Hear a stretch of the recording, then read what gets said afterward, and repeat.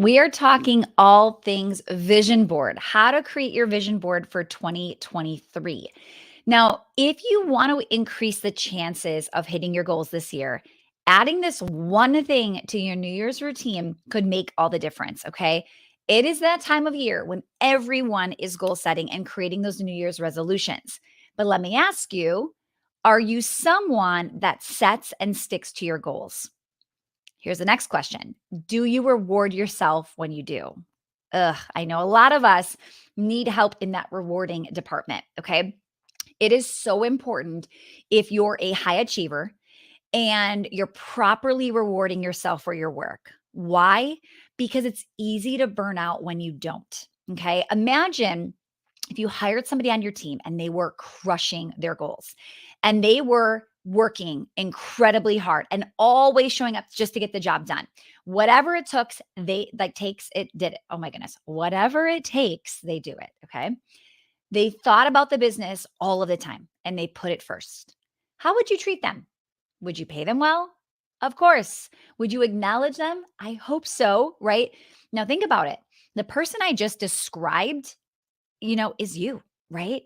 And if you're lucky, you actually do have somebody on your team like that, right? But what I'm most certain is you are for sure that person in your business. How do you treat yourself? Probably not the way you would if it was somebody else, right?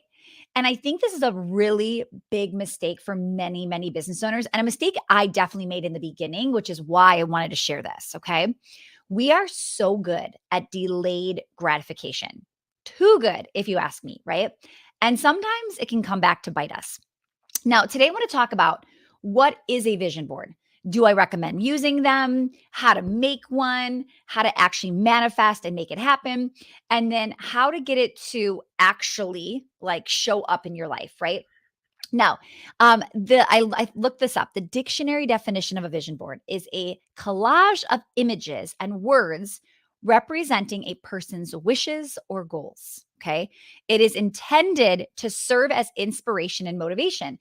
And what I love about that is a lot of times I actually thought, are people going to take vision boards seriously? Are they going to think this is like a woo woo manifestation thing and it's just not legit? And when you read the definition, there's really nothing woo woo about it. It's a bunch of pictures or words representing what you want. And the goal is to inspire and motivate you. Sounds pretty legit to me, right? So before you decide, oh, this isn't for me, this isn't really like, I'm not really into this type of thing, okay? I want you to understand its true purpose to inspire and motivate, okay? I've worked with enough business owners to know we all need a little inspiration and motivation every now and then. Okay. Maybe today's not that day. You're feeling great. Maybe today is that day and you just need a little something to get you going, right? When you're having one of those days, when you feel like giving up, when you're asking yourself, why are you doing this to yourself? Why are you going through all of this? This is so hard. I thought running a business was going to be easy, right? It is worth it when you look at that vision board, right? And it reminds you of, oh, yeah, this is why I'm doing it. This is what I'm creating. This is what I'm going to make when maybe I don't have that even potential or possibility with a regular 9 to 5 job. Okay. So I've actually had a vision board for many, many years, and things that were once wishes become a reality. And I do mine a little differently, which is why I wanted to come on and actually share. And I'm hoping that some of these strategies will help you as you create your first one or you tweak your existing one. Okay. Because this is not a set it and forget it strategy. Okay. So I think you can do this solo or include your family or possibly have two, right? So I typically do mine on my own, but I know of a few things that are on Kent's wish list. Okay. And I like to add some of those items of his on mine. Okay. Because think, what motivates me is not just that I enjoy my life, it's that my family enjoys our life, right? Same with my girls. Okay. So if I know they're wanting to visit a certain location, or Tanner just told me, like, oh my goodness, she's going to be 10 soon. And she told me how she wants to redo her room into make maybe a little bit more grown up room. We moved into this house almost 8 years ago, and she was a baby who did not have a say in what her room was. And we painted a room pink because every little girl likes pink, not Tanner. And she's put up with a pink room for a long time. And she said, can I repaint my room? I really don't like pink. Okay. So I'm gonna have her find an image on Pinterest of like her perfect, like just the most amazing bedroom, and I'm gonna have her cut it out and pin it to the board. Okay. Do you see how this is kind of fun when you bring your family into it? Now, I'm sure there are many ways to create a vision board, but I thought it would be helpful for me to break down what I do, how I create, how I add each year. Okay. So if you're starting from scratch, then you're going to go through each step in this order specifically. If you already have one, I actually start by looking at this year's, like looking at what I have. Okay. So I look at what is on this board. And when I say like this year's, like sometimes those pictures have been on there for years. Like I still don't have certain items that I put on there. They are still, they might still be years away, but it still gets me excited that one day that is going to be my reality. Okay. So, anyway, if you already have one, you're going to look at what has happened on that board. Okay. And I want you to acknowledge and recognize that something that you said, wow, I would love this, has become a reality. Now, one thing that I do is I don't take that off. I move it to a little corner of the board where it's all of the things that I had one day on there, wanted, and now it's true. Like it's happened. Okay. And I love keeping these photos on there because it reminds me of how far we have come. Right. So having the image of the Florida home in the corner reminds me to not take that for granted, to not just like blow past that. Like that was a goal of mine for years, years. And now we have it, right? Now, the next step is what is on there that needs to be removed? Okay. For instance, you may have wanted something that you no longer want. Take those pictures down, right? Like some of the things like a few years ago that I really thought would be amazing were like maybe some more materialistic things, which there's nothing wrong. I mean, a lot of things on mine are materialistic, but what I mean is like I had like a really expensive purse and I had like, the red bottom shoes and I had like some of those things. Okay. Now I still think those things are amazing. I would totally wear both of those things.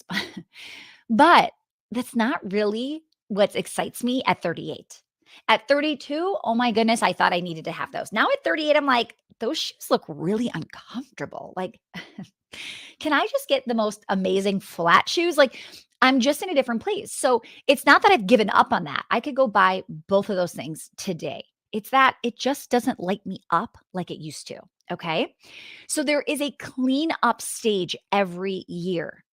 Once you feel good about what you currently have on there, now the process of like starting from scratch begins. Okay. So, step one is I actually like to journal. So, before I go looking at what other people have and I ask myself, like, what would excite me? What lights me up, right? What is something you would love to do this year or one day in the future, right? A place you would like to visit, the car you would love to drive, an experience you'd like to do. I want you to write it down and don't let the house stop you. Like if you're like, "Oh, I would love to go to Italy, but I would never be able to go to Italy." Like, don't say that. Okay. Just put it on there. Okay. And if you want the expensive handbag, if you're like, Stacey, that actually sounded amazing, put it on there, you guys. Okay.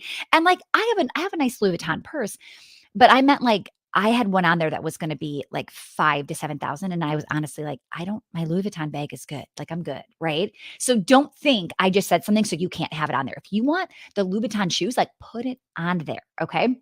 So if you want to travel first class, like whatever, write it down. Okay.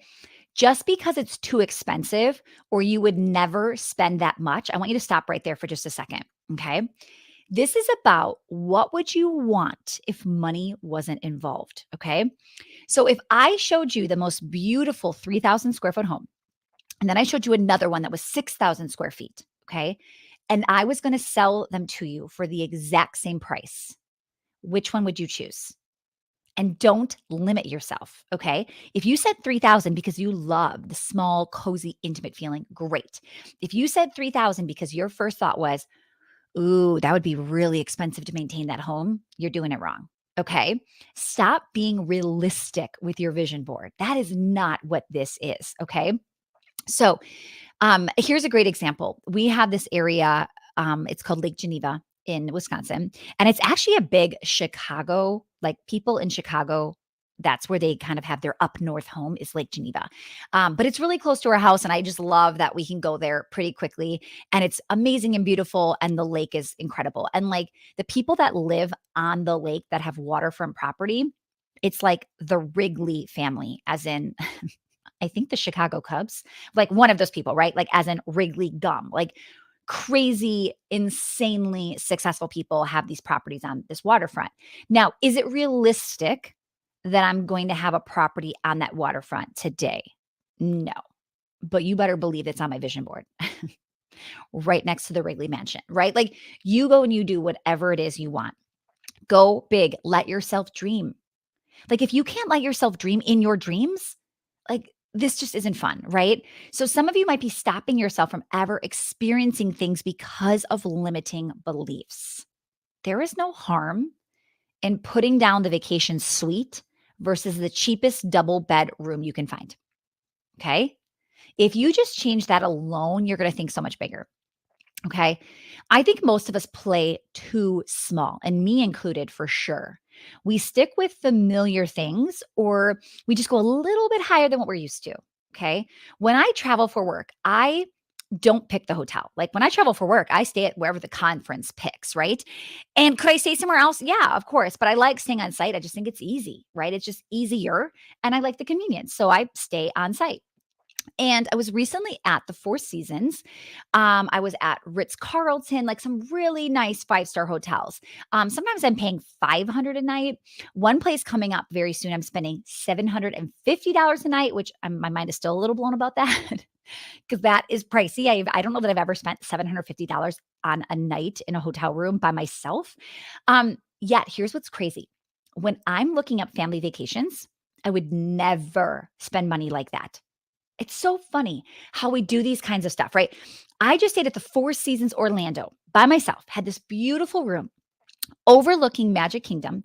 I could watch the fireworks every night from my patio or like my balcony, right?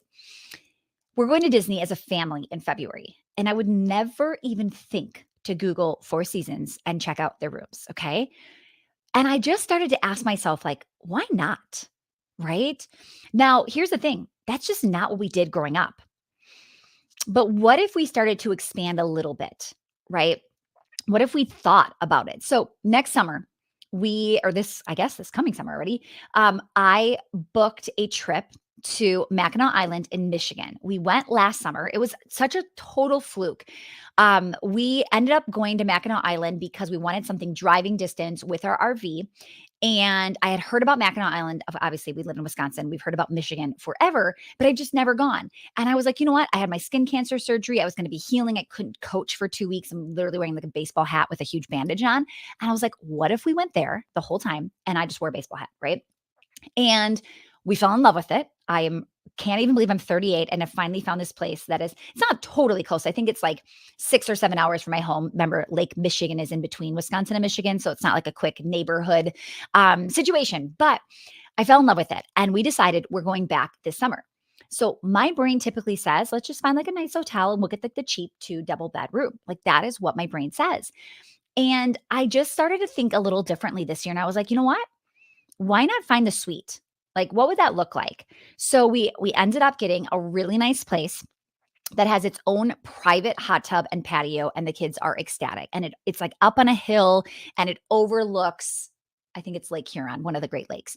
And I'm just so excited. And I share this because if you're anything like me, you might be stuck in who you were or what you did, and maybe as a child or maybe as a young adult, right?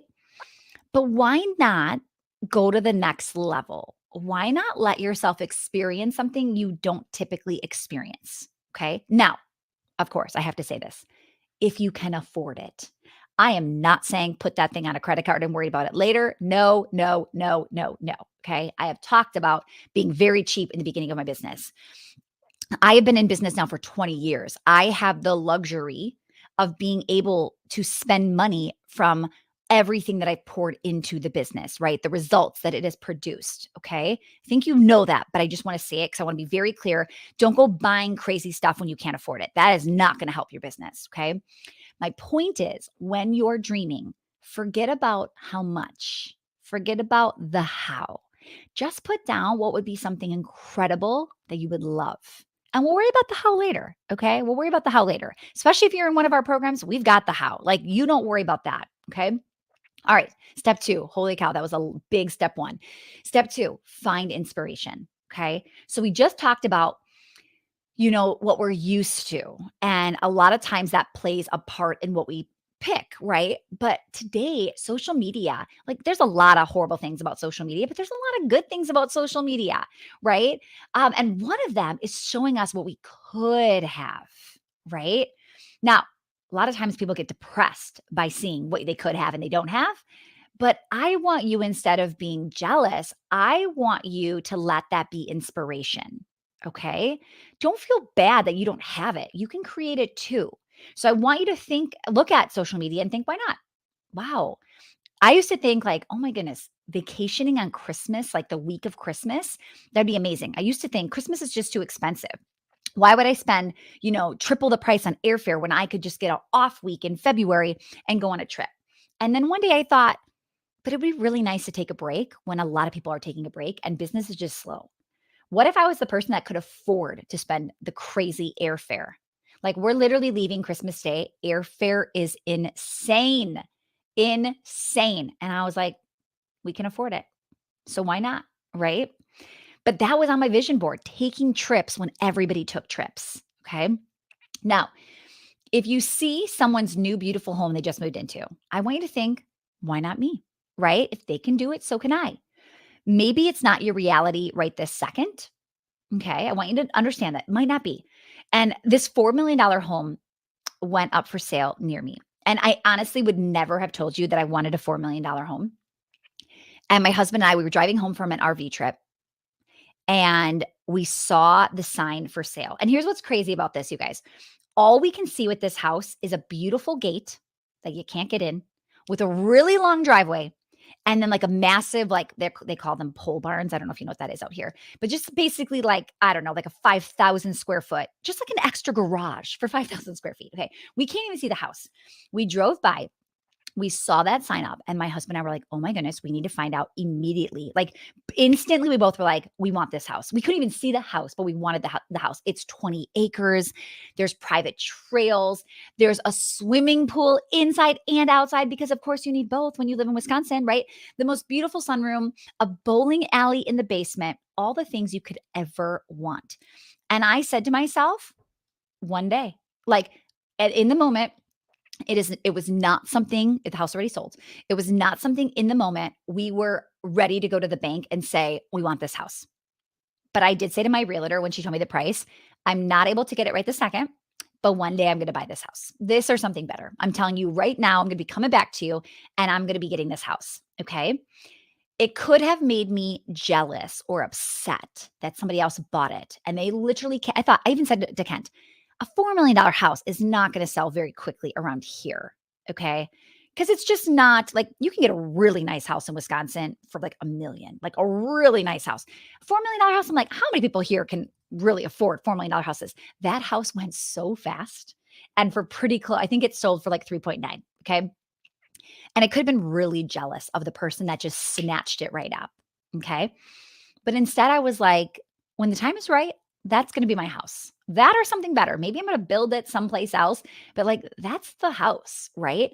And I wouldn't have even seen it or understood I wanted it without somebody putting that idea in my head. Because my brain didn't say bowling alley and swimming pool inside and crazy big sunroom and private trails and woods. My brain didn't go there. But when I looked up on the realtor website, right, I was like, ooh, I could do this. I could see myself there. Okay. So I think use social media, use Pinterest to your advantage. Okay. Number three, find the image. Okay. So let's say everyone on social media is taking these amazing beach vacations. I'm either going to take a screenshot of the picture or I'm going to go to Pinterest and I'm going to type in something that describes it. So I might write down tropical beach vacation and then all the photos are going to pop up. And as I start to scroll, the one where I'm like, oh, this is it. Like, this is the one, right? They're putting the idea in my head, but I'm attracted to it. Now I'm gonna take that photo. I'm gonna screenshot that photo. I'm gonna do this for all areas: the car, the house, the vacation home, the vacations, the experiences, you name it. I'm gonna put all my screenshots on a Google Doc and I'm gonna print it. Okay. And step five is actually creating the board and making it visible. Cut out the images and start building the board. Okay. Now, it could be as simple as just taping and gluing images, like literally arts and crafts, on like a white piece of computer paper and you like pin it to your door. Okay. I went a little bit further, I guess, next level. I went to Hobby Lobby, nothing crazy, and I bought 2 beautiful cork boards, probably very inexpensive. They're years old, okay, and some cute pins. And I have mine hanging in my wall. Like, if you were looking at me, it's literally right over here in the corner, and I can see it in my office every day, okay? So you can't see them because they're out of shot, but what I love is I can literally turn and I can see everything. And I think it really is important where you put it. I used to think, "Oh, you know what? I could leave it right on the Google Doc, and then when I'm even traveling, I could open the Google Doc and I could envision it and be on my phone."